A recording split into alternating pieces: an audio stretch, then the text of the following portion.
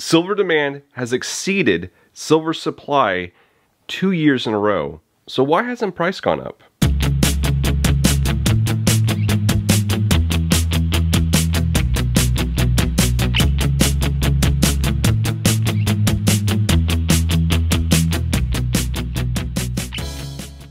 Hey everyone, welcome to Campbell's Coins. The Silver Institute shows silver demand has exceeded total world silver supply, not just one random year, but 2 years in a row. From 2020 to 2021, there was about a 50 million ounce deficit.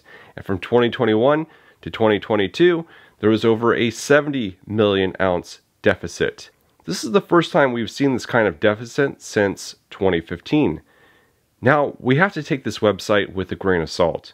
There are very few organizations who take the time to compile this data.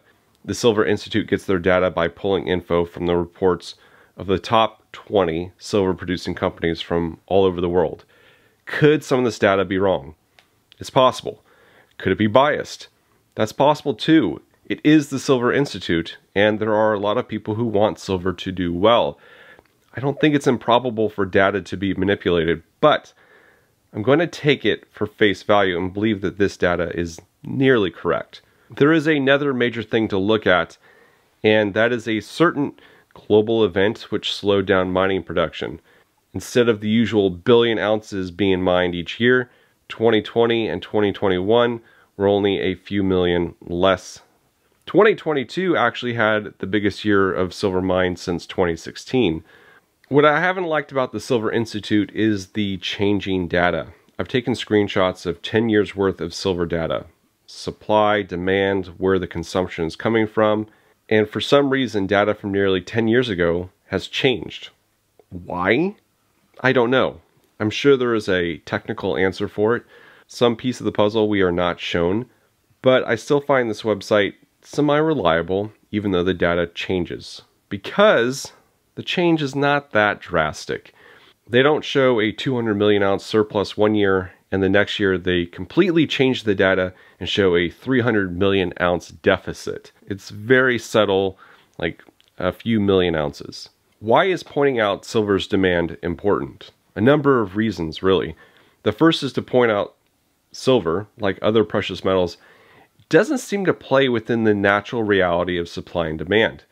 Demand has gone up, but silver's price has been falling the last year and a half.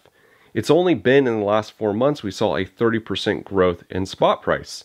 While the online dealers have been talking about a shortage and certainly helped keep premiums up, the price has been lackluster. What is the reason for that?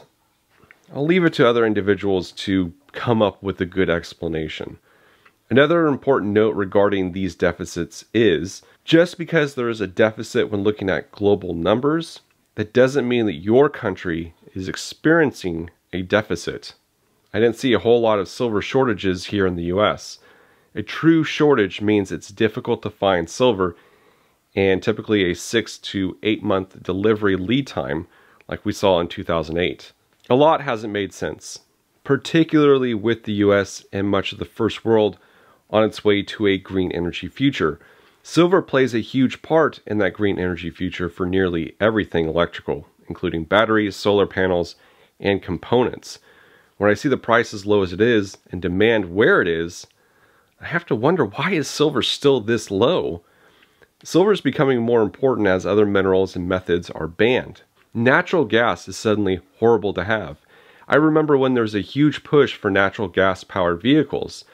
A university in my area made the news when they modified their buses to all natural gas. I believe it is still that way, but they are transitioning to all electric. You got to ask yourself, when everything runs off electricity and the power goes out, what then? In my home state of California, we often have blackouts in the summer and during raging storms. We can't keep the lights on as it is, and they want to burden the grid more and make everyone have every appliance, vehicle, and motor run off electricity. California has banned the sale of small gas-powered engines by 2025. These would be your chainsaws, lawnmowers, and generators. By 2035, the sale of gas-powered vehicles will be banned. If the blackouts and electrical grids are bad now, it'll be a catastrophe in the coming years. If you don't think this will affect you because you don't reside in California, the current administration is hoping to go this route too. If you could see how things were trending, you can invest appropriately. Maybe buy copper, since that is used prevalently with electrical appliances and essential for getting electricity from one location to another. Since silver is used in solar panels, batteries, and components, that is another smart buy because it's essential for the success of items in this green sector. If the United States goes all electric, we will need something beyond wind and solar power to light up this nation. Elon Musk sees this disparity in supply, which is why he's looking to purchase his own silver mine. A lot of the items his companies produce use a large amount of silver. Cars, batteries, solar panels, electrical components, used from Twitter servers to spaceships. Trying to procure silver in the future, it might be difficult. Another essential item for an electrical future brings us to the sponsor of this video, TRAC Uranium. This is traded on the US stock exchange under the ticker TRCTF. A lot is going on with uranium. The price has doubled in the last year and is certainly in a bull market. The US isn't the only one moving to all electric. Countries all over the world are moving towards a green energy future.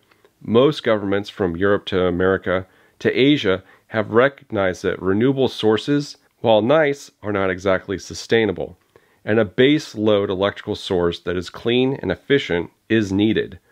The two sources that would meet clean and efficient are natural gas and uranium, and we already know what they're doing with natural gas and trying to phase that out. Countries are funding new reactors and uranium production.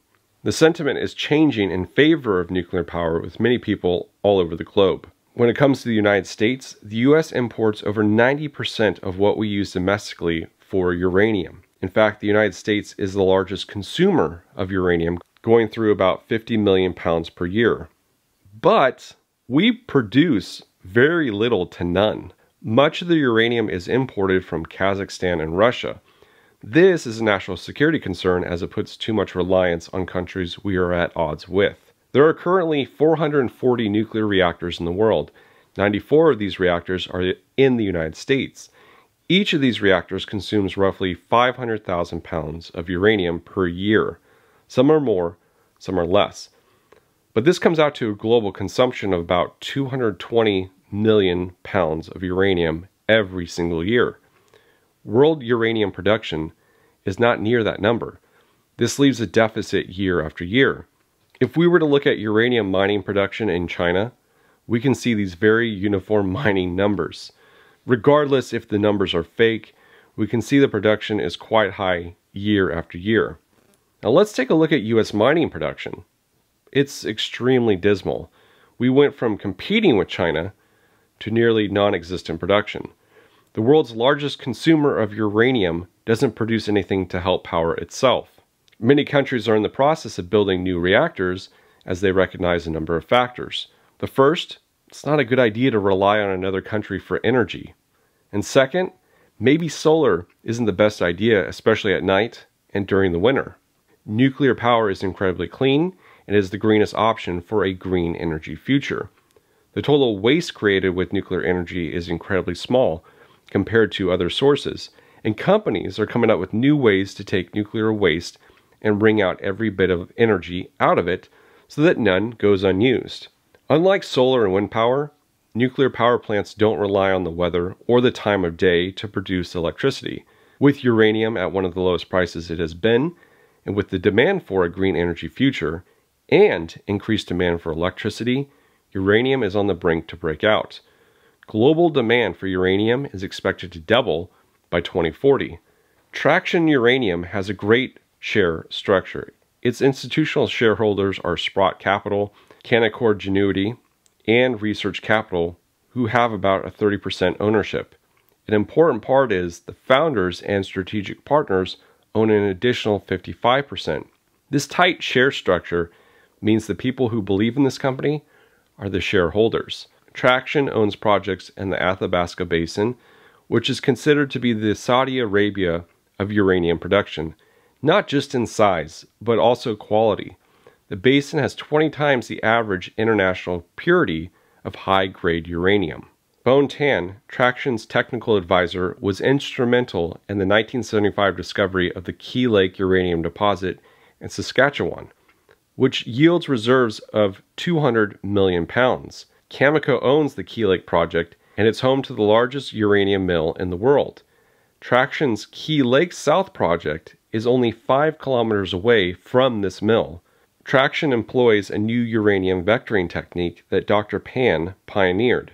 Traction's research team has discovered 2 new, highly radioactive zones during their fall field program. The black soil samples analyzed resulted in high-grade uranium mineralization at 0.93%. What's important here is timing. Traction hasn't started drilling yet, but they will soon. Another uranium company in the Athabasca Basin published their drilling results, and their stock went up 500% in a week. The Key Lake project in the 1970s encountered this radioactive black soil, which led to the prolific deposit discovery previously mentioned. I don't think it's wrong to view this stock as a high-risk, high-reward investment.